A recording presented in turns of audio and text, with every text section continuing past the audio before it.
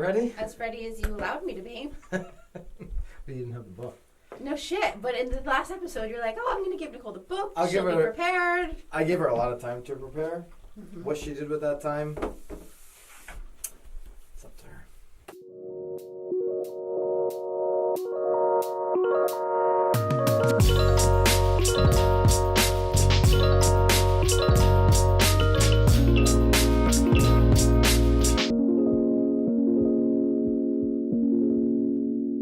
This is Byron Lazine and Nicole White, and you are tuned into episode 55 of The Real Word.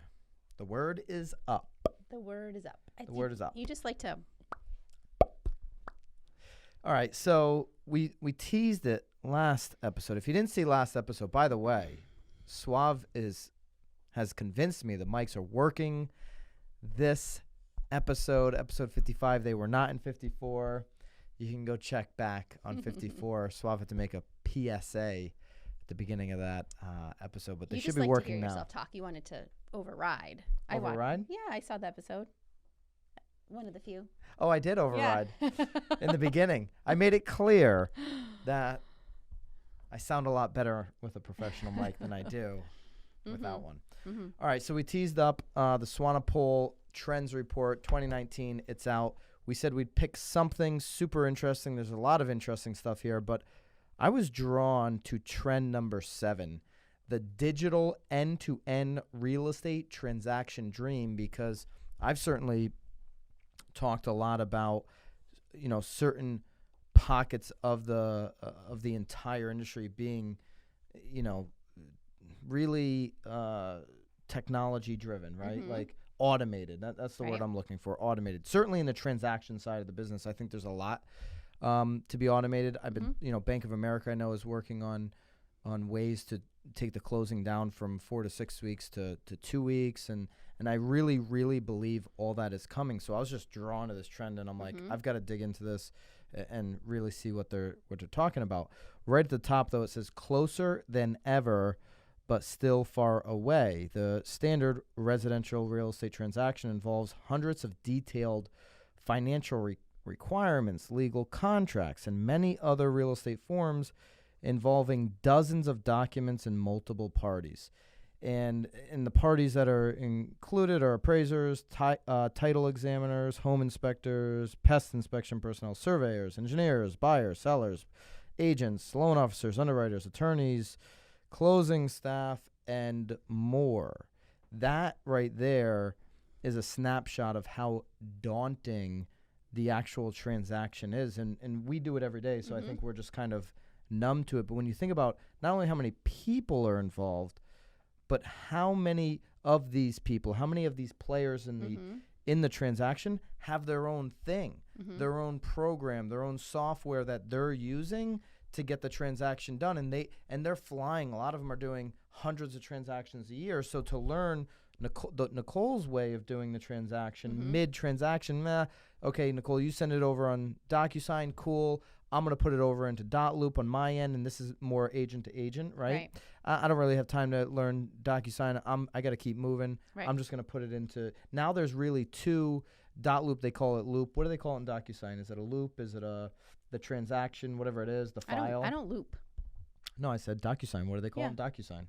I don't ever loop anybody in. I just DocuSign it. You just sign it. You're just using it for that one tool. I'm just using it as a signature. But I'm sure there's a file, a transaction, a loop, or whatever it's called, right? So basically, in that scenario, Nicole would have her own loop for the transaction with her people. Maybe the buyer, the seller agent, whichever side she wasn't on, has it in Dotloop, and everybody's living in a loop. So those are 2 worlds that aren't speaking to each other. I mean, that's one small example, right, of how hard it is for the real estate transaction to be digital. Yeah. And what do they say? The vision is for a digital contact to contract to close relationship or real estate platform. That's been the industry vision since the early 80s, when Sears attempted to bring full service transaction by owning Dean Witter Financial Services, Allstate, and Coldwell Banker. Right? Like, there's just a lot of moving parts. Yeah, well, then each company has their own, like, integration, and then each team has their own way of doing it, and I mean, whew. Stefan says the most powerful real estate dream of the last 25 years still has not reached reality. Long live one-stop shopping. One-stop shopping would be, that buyer being able to find the house, say it online, right? Wherever, online, and go immediately into finding out if they are approved qualified for that home, seeing the home, potentially putting a purchase and sale contract on the home, and then starting that entire process all within the same place. The communication with whoever approved them of that loan, the communication with their agent, the communication with the pest insect people, the inspection people, the septic people, like all these different people all in the same place. Imagine getting a septic inspector into your world, your transaction world. I mean, they don't even have, some of them don't even have Facebook pages or websites, let alone. And that's probably going to fall on the role of the agent to not loop them in, but input whatever they. But to loop it in. Yeah. To like get the documents, their documents in. Yeah. Although, I mean, there's still some of that stuff kind of makes me a little scared too. I know that we have those discussions sometimes, even within our team, and I'm sort of going on a little bit of a side tangent. Even when it comes to inspectors, I like to be a little bit more hands off because I don't ever want to be held responsible because I scheduled the inspection and not the buyer. Right. So I wonder if there would be sort of some of that, if only some people are doing that type of platform, is that steering the buyer to use those, you know what I mean? It's all very interesting, and obviously why no one's come to a solid what was interesting is, and I don't know how many have really dug deep into it, but this organization here, it's not RESO, it is ResPro, right? So the nonprofit Real Estate Service Providers Council, respro.org, is working to unify all these industries. This is basically another trade association, right? And what they're saying is, you could have all of this, so the mortgage and the title insurance and the escrow and the settlement services all flow. But to your point, is that steering the business into one person? Is there going to be choice there? There has to be. There has to be choice. Some type of choice, I would imagine, and people plugging into the same system. The challenge is 100% getting everybody 100% to do everything the same. Well, it's sort of like the attorneys. Remember, I think it was maybe 3 years ago when there were all those new laws. The amount of attorneys that were just dabbling in real estate, especially, I mean, we should say more. I can only speak to Connecticut because obviously it's a little different in each region. But the amount of real estate, or the amount of attorneys that just dabbled, they would help their friend, or they pretty much pulled completely out because of all the new rules that they had to follow. And so that type of regulation basically really did get a lot of people to leave the business. It really did. Or at least not dabble anymore. But it did get a lot of the attorneys here in Connecticut anyway to follow the same process. For sure. I mean, it cost them lots of money. Yeah. I mean, they definitely had to invest in their business for that. So here's interesting little nugget. Lack of integration. Even if data standards were fully complete across real estate, mortgage, title, and settlement, each industry has its own variety of platforms, which is what we've been saying, and they do not seamlessly integrate. And that's that right there is the punchline. So does not mean that this won't happen someday, and it certainly doesn't mean that each one of these platforms that are working don't continue to chew up pieces of the transaction. Right. It doesn't mean that, I mean, if Dotloop or SkySlope or DocuSign does something really crazy to pull away from the pact, then the other two could lose users. Maybe they get bought out by the one leader there, and then they are the go-to place for the transaction management, and it becomes the standard. But that's still only one piece of everything we're talking about. Yeah.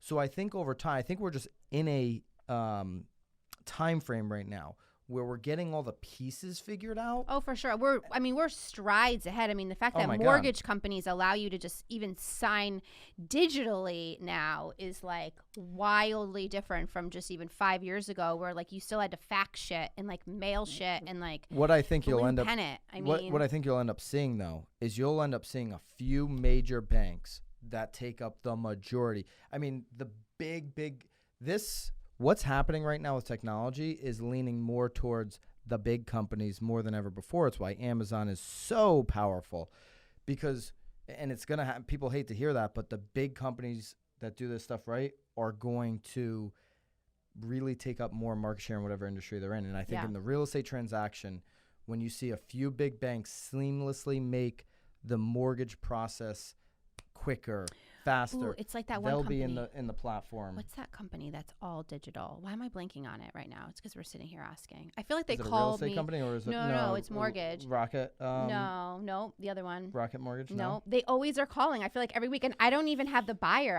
I'm like the seller, and they're like, "Hey, just wanted to." I know Rocket does that. Quicken Loans. Quicken, thank you. Well, that's, Quicken. Isn't that Quicken owns Rocket? Oh, okay. Yeah, I think so. Well, it's I like that's fun. Like I feel like they're just my secretary at this point. Like right. they.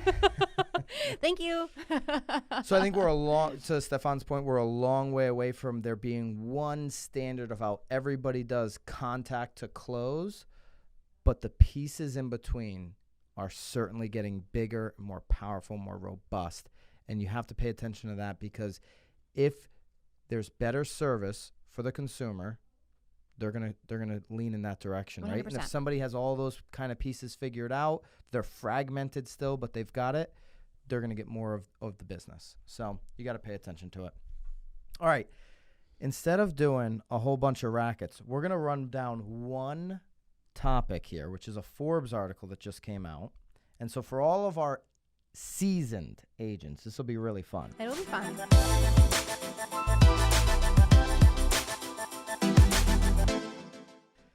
13 real estate pros share what they wish they knew as newbies. So we're going to go through all 13. We're going to give our 2 cents on if these are rackets or not. And I'd love to like rank them also in importance. I would love to rank them, because it's saying, I'm sorry, what was the header again? Said wish they knew. Okay, yeah. I think wish they knew coming in. Coming in, because I think some of these things, maybe I didn't need to know it coming in, but. Right, so let's take it from that context. Okay. Do you absolutely need to know this from coming in? Coming in. I mean, I got my own thoughts of what you need to know coming in. But number one, work on your business, not in your business. So explain that. So, and Pamela from Goodwin Commercial, she, in her words, says, it's surprising how much time you can spend working in your business. Mm-hmm. In your business, building the website, paying the bills. Yeah. Mm-hmm. The key is to delegate everything someone else could be doing. If you're making copies, you could pay someone $10 to do the work, hire someone to do that work. Your time is much better spent making the activities for your business. Learn to work on your business, not in your business. All right, you totally don't find that as a racket. That is definitely not a racket. No. And I even think from day one, and I think if you're a new agent day one, the way to handle this is to join a business, right? Join a mega team that can show you how to, what she's referring to, get deals done, right? Not a racket. No, okay. What do you think? Yeah, I mean, I agree. I mean, I think that there's some things. You'll just be out of business if you pay attention to building your website as a new agent. I hear you. Oh, I mean, I wouldn't even know how to unless you're that. Unless you're a developer, website developer. Right. I mean, for sure. I don't even know how to start a website. I think that there's some things though that. And I don't mean to like maybe skip to others, but I think there's some things in your business that like you can eventually sort of push off, but that like I'm glad that I kind of went through it, because I like and you don't want to be a complete moron when it comes to the actual business either. The flip side of this is like there are certain things you need to do. You need to have your Zillow profile filled out. Like you need to have a headshot. Like there are certain things you're gonna have to do before you step one. Okay. Yep. Number 2, it's not as easy as it looks on TV. That's for sure. Yeah, that is not a racket. Shouldn't even be watching these TV shows. I don't think that's number one going. Maybe it is. Maybe almost number one going. That really is like the most important. I feel like everybody comes in it because they're just like, oh, I have free time now. Like a kid's at school. Or they literally like HGTV. People watch HGTV in the show where they bring the buyer around to 3 different homes, and then you always they know have which to one pick. they pick though, because the house is vacant. And like, it's never a situation where like you're just like taking the buyer after those 3 homes and sitting down for like a little pretzel bread and saying, Nicole. Pretzel and bread. Yeah, like little pretzel bread. Pretzel bread. Pretzel bread. Bread. That's pretzel. That's like a meal you would or a little snack that you would have this conversation over. I feel like, Pretzel dipping bread. pretzel, eating Okay. it. Nicole, like, which of those 3 houses are you gonna make an offer on, and why? Right? Like, it's just so fake. Or if it was that easy, I mean. And buyers don't engage the way that they do on those shows. So just for everybody that maybe doesn't know, like, those HGTV shows are done after the fact. So the deal's done. Then they go in reverse. Yeah. And they do the filming. So it's super fake. People had to have known that. Well, if not, we just let the cat out of the bag. This is like it's like the day I found out WWF was fake. Right. We got a big holiday coming up. I don't want to drop that. So many kids. There's no kids watching the show. No, gosh, but let's not. But it's the same kind of thing, right? Like, that is a fake show. It's drawn out, and the buyer's reaction in real life is much different. So if you're a new agent coming in, knowing your buyers are actually walking through the house saying, oh, this house sucks. Like, the photos are like totally not what I saw online. This does not look like the same house. Right. Well, that's how buyers are. It's so many other things though too. I mean, you have to be super knowledgeable in like flood, in septic, in well, in property lines. You don't hear any of those questions on TV because they're not interesting. Or like, I mean, like, what's the flood zone? That's not hey, if I want to add like a bay, or what's the setback on this property? Hey, does the town allow this? Is there like power lines coming in? I mean, not that, but again, I mean, you have to know even just like costs of things. Like, right, hey, what about this bathroom? Yeah. The number 3, not a racket. Oh. Relationships matter. I go into high schools and scream this to my top of my lungs. Guys, it's not what you know in life, it's who you know, but you don't need to be born knowing everybody. You just need to go knock on the doors of the people that you want to know. But relationships is everything. I think that's the most important. And I mean, I feel like we say that to our new agents all the time. They're always worried about what they don't know. I mean, there's so many things that I still don't know, but it is all about building the relationship and fostering a relationship, or at least starting a relationship. It's everything. Yeah, it really is. Number 4, learn to love problem solving. Listen to the first sentence. This is from Patrice at Open Listings. Being a real estate agent isn't about your looks or your taste in homes. What's up with that? What is up with that? What is up with that? What is up with that? That's a racket. Nicole says she makes me look better. That's a total racket. But funny. you gotta be a problem solver for sure, or thinking outside the box. I mean, it's not always step 1, step 2, step 3. Number 5, take the time to know what you don't know. I think that's a racket. That is a racket. Here's why. You are not going to know everything. Never. So take the time to know what you don't know. You'll spend the next 30 years trying to figure out what you don't know. This is a total racket. Although it's interesting, though, it says take 2 years to become a novice, become an assistant to a pro. I actually did that. No, so that's great advice. Yes. Like, join a team, become an assistant. You're going to learn a lot more. But if you spend all your time in this business focusing on what you don't know, you're going to get nothing done. Nothing. Go all in on your strengths. Realize that when you come in to be a real estate agent, you are signing up to be a salesperson. Right. Okay? I know on HGTV, they make real estate agents seem like something not other than being a salesperson. You're a salesperson. So you should have some sales chops coming in, and you should focus on that, on generating leads, on setting appointments, and all your time should be spent on that. And the stuff that you don't know, you should be joining a team to handle the marketing, to handle making sure the transaction process goes well, because you're going to learn. If you're in this business 30 years, 40 years, 50 years, you're going to learn every day. Well, and it's right. And I always say it's better for you to say, I don't know, and I'll get the answer, than like mumbling like an idiot, and then there goes your Number 6, total not a racket. Keep your clients close. This is like number 4, number 3, relationships matter. Like, right. Yeah, keep your clients close. Right. If you're not talking to them, somebody else is. Absolutely. Right. Number 7, you are your own best advocate. And I didn't really understand where she was coming from on this, but she writes, from day one, I realized that nobody was going to make sure I have a ton of leads. So making sure that it's that talking your pipeline about is full. like don't wait on your manager's not going to help you. That's actually something all newbies should understand, is your manager is never going to help you generate business. Never. Okay. You might have like a book club with your manager, but there's going to be no help. Number 8, you won't get rich quick. No? Is that a racket? I know. I mean, what's rich to you may be rich to somebody else. Yeah, that is. And what does quick mean? Like 1 year, 2 years, 5 years? Because I think getting rich in 10 years is quick. Yeah, and that can certainly happen.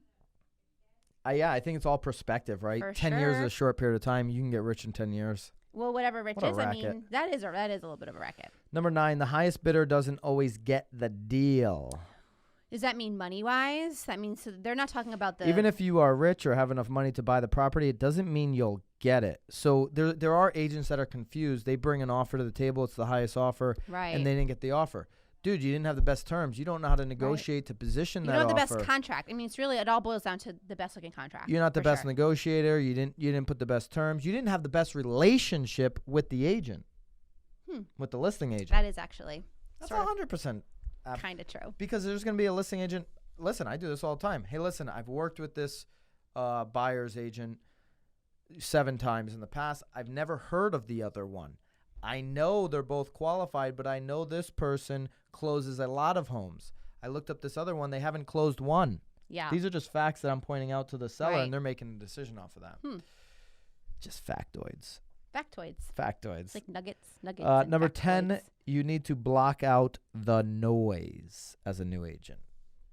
Do you need to block out the noise? Well, so what is it saying? Block out the noise. Block out the new shiny objects or tools. Well, what's really interesting is that I feel like this one's sort of contradicting the other one about knowing all that you don't know, because it's talking about blocking out all the shiny. Because these are 13 different people, so everyone's given their number one thing. Bunch of baloney.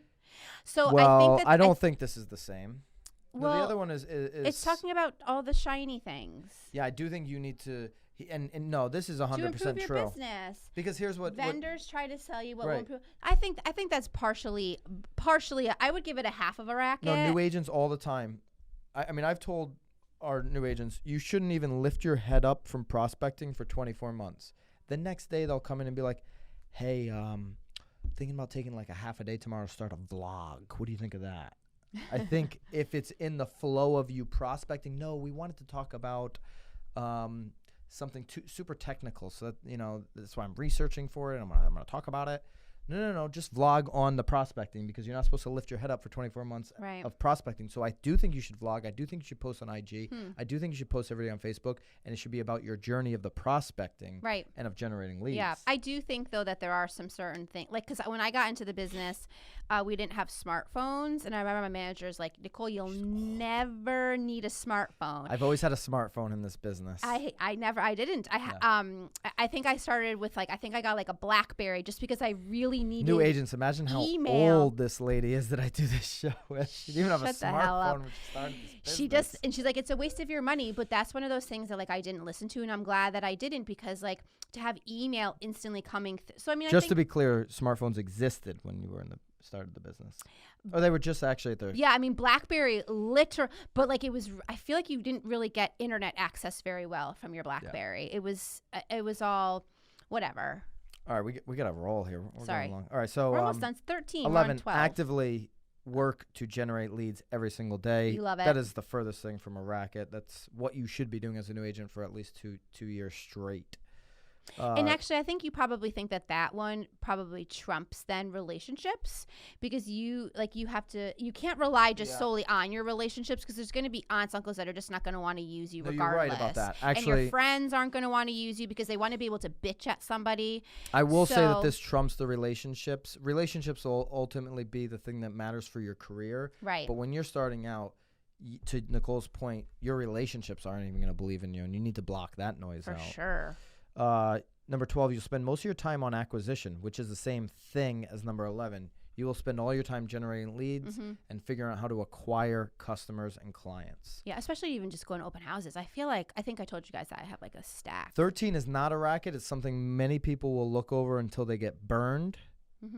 Document everything as a new agent. Absolutely everything. You want to be super organized, and you want to keep a record of text message conversations. If something is pertinent to the deal, I've often screenshotted, emailed myself, and then I put it into the email folder of the appropriate transaction.